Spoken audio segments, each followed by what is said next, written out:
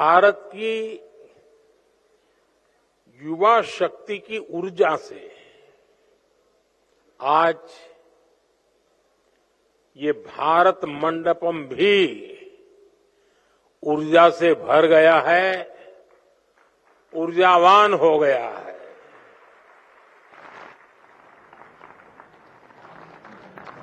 आज पूरा देश स्वामी विवेकानंद जी को याद कर रहा है, स्वामी जी को प्रणाम कर रहा है। स्वामी विवेकानंद को देश के नौजवानों पर बहुत भरोसा था। स्वामी जी कहते थे,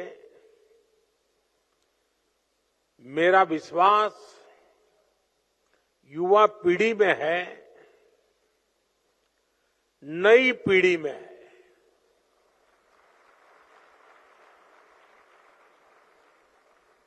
स्वामी जी कहते थे, मेरे कार्यकर्ता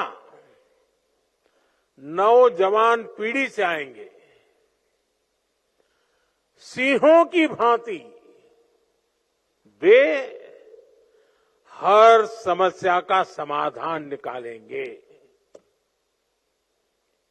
और जैसे विवेकानंद जी का आप पर भरोसा था, मेरा विवेकानंद जी पर भरोसा है।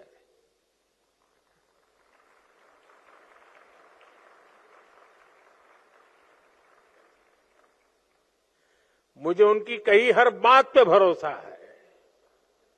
उन्होंने भारत के नौजवानों के लिए जो सोचा है, जो कहा है, मेरा उसमें अंधविश्वास है।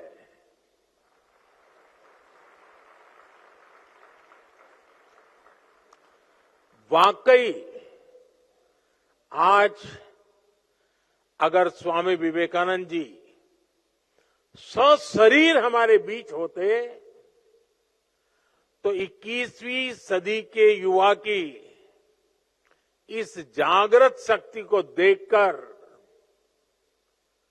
आपके सक्रिय प्रयासों को देखकर वो भारत में एक नया विश्वास भर देते, नई ऊर्जा भर देते और नए सपनों के बीज बो देते।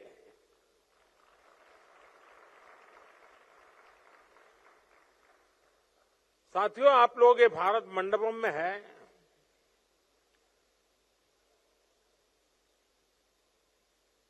समय का चक्र देखिए।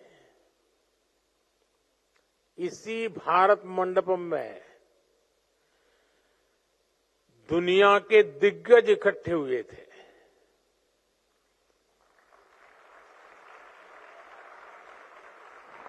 और वे दुनिया का भविष्य क्या हो उस पर चर्चा कर रहे थे।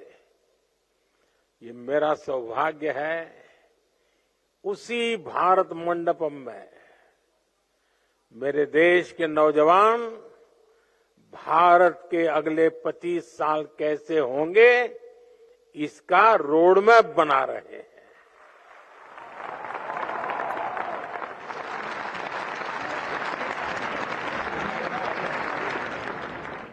साथियों, कुछ महीने पहले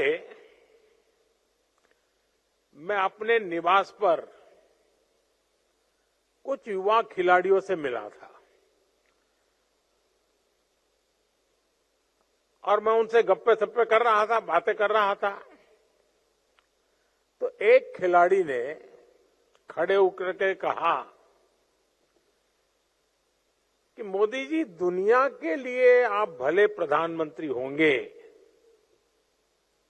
पीएम होंगे, लेकिन हमारे लिए तो पीएम का मतलब है परम मित्र।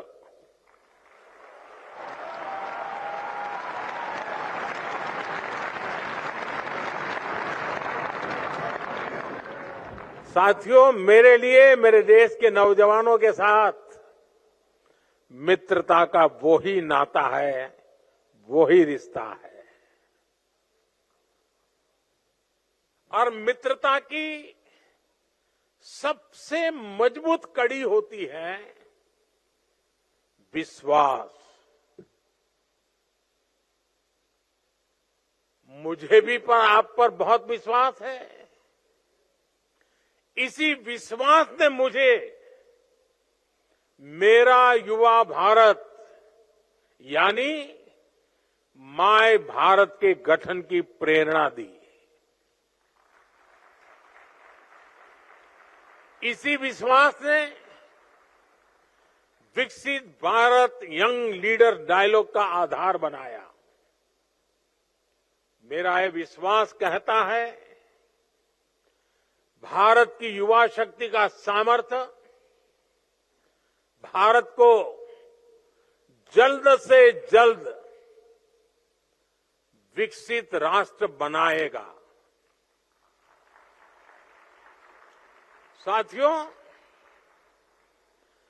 आंकड़ों का जो जोड़ भाग करते रहते हैं,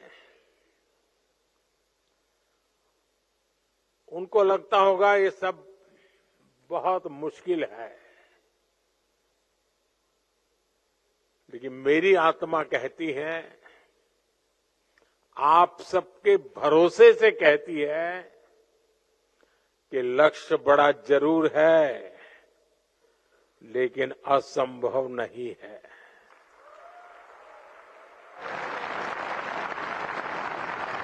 जब करोड़ों युवाओं की भुजाएं विकास रथ के पहिए को आगे बढ़ा रही है, तो हम जरूर लक्ष्य पर पहुंचकर रहेंगे। साथियों, कहते हैं इतिहास हमें भी सीख देता है, हमें प्रेरणा भी देता है। दुनिया में ऐसे अनेक उदाहरण हैं जब किसी देश ने, किसी समुदाय ने, समूह ने बड़े सपने, बड़े संकल्पों के साथ एक दिशा में चलना शुरू किया, मिलजुल करके चलना शुरू किया और कभी भी लक्ष्य को भूले बिना चलते रहना तय किया। और इतिहास गवाह है कि वो सपनों को सिद्ध कर करके ही रहे, उन्होंने हासिल करके दिखाया।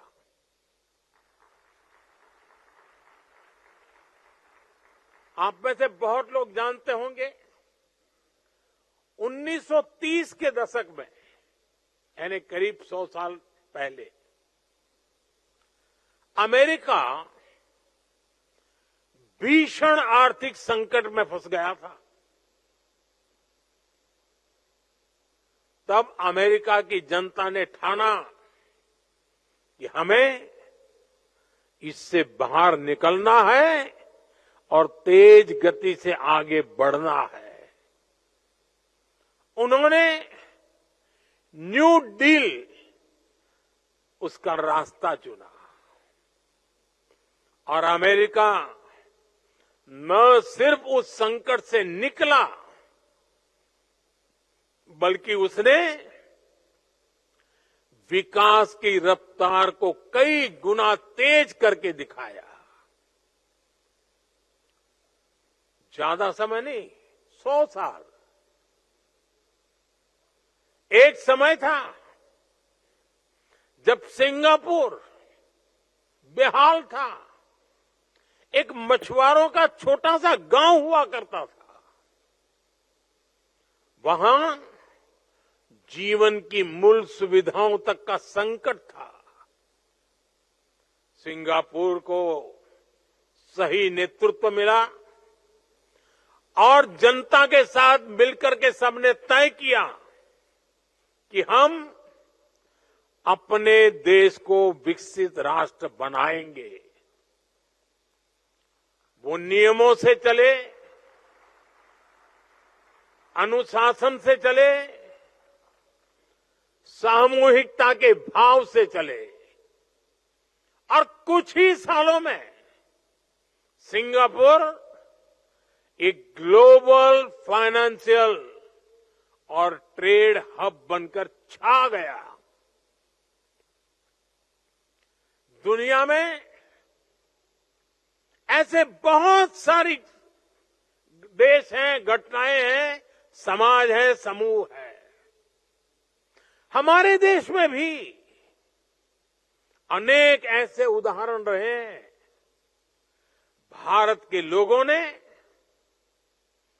आजादी का संकल्प लिया।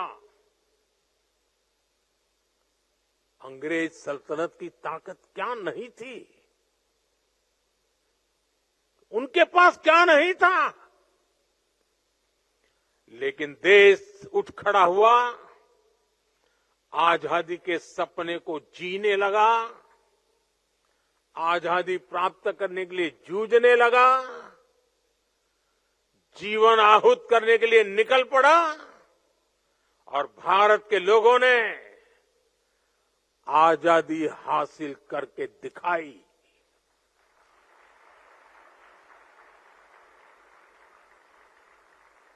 आजादी के बाद देश में अनाज का संकट का समय था। देश के किसानों ने संकल्प लिया और भारत को खाद्यान्न के संकट से मुक्त करके दिखाया। जब आपका जन्म भी नहीं हुआ होगा तब पीएल 480 उस नाम से गेहूं आया करते थे और गेहूं पहुंचाना यही बड़ा काम हुआ करता था। हम उस संकट से निकल गए। बड़े सपने देखना, बड़े संकल्प लेना और उन्हें तय समय में पूरा करना असंभव नहीं है। किसी भी देश को आगे बढ़ने के लिए बड़े लक्ष्य तय करने ही होते हैं। जो ये सोच करके बैठे रहते हैं, अरे छोड़ो यार, होता रहता है, अरे चलो भाई ऐसे ही चलता रहेगा, अरे क्या जरूरत है यार, लोग कोई भूखे थोड़े मरते हैं, चलता है ना, चलने दो।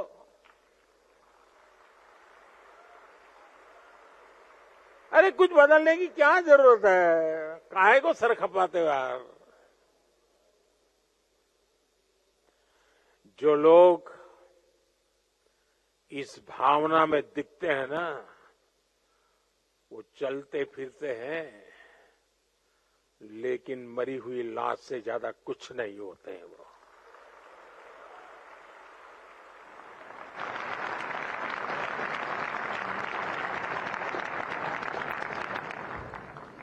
बिना लक्ष्य के जीवन नहीं हो सकता है।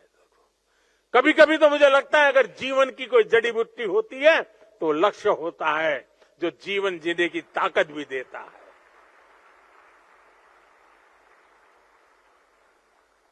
जब सामने एक बड़ा लक्ष्य होता है तो हम पूरी ताकत उसको पाने के लिए लगा देते हैं।